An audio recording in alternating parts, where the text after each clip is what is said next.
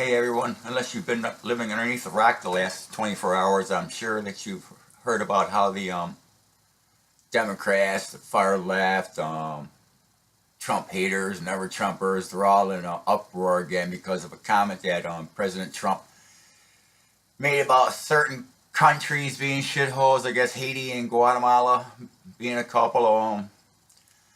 Once again, they take everything out of context and just blow everything out of proportion. Anybody with common sense probably realizes that what the guy meant is that, some of these countries are shitholes, but that doesn't mean the people are.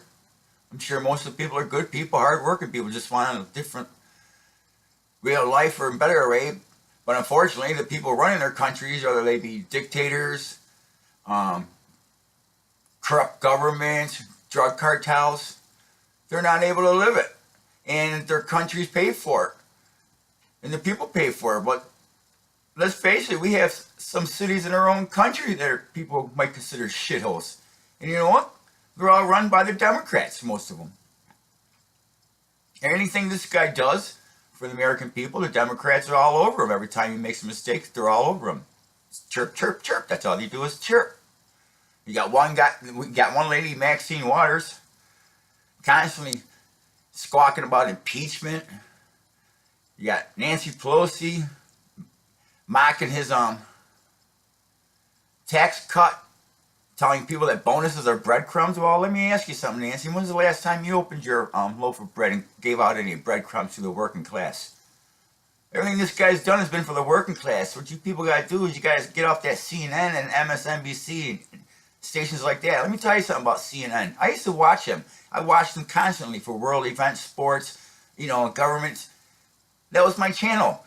I watched them all, during the primaries last year, but halfway through the primaries, when they started being so bigoted and not bipartisan, that's for sure, and using Trump for their ratings until, he started to make a name for himself and started bashing them, I had enough of them, man.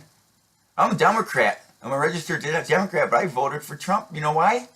Because the Democratic Party has has turned into a shithole. With your ways and your ideology, trying to push your agenda on people, it's ridiculous. You're not for the working people no more. Everything you do is against the working people. All you're worried about is yourself and your deep pockets. It's like this DACA stuff. You're talking about 800,000 DACA people. God bless them. I hope they all get citizenship. But you know what? You're going to have to give something, man. You guys, you always want the silver platter, and then you want the silverware to be pure silver also. You know what? Give up the silverware, okay? Give Donald the wall, that could be the fork, and chain migration, the spoon, and then the knife could be the visa lottery. And those 800,000 DACAs would get their citizenship. But no, you want more. Think about it, people. That's a lot of people. Picture 100,000 people in a football stadium. And then picture 8 of them. Okay, that's 800,000.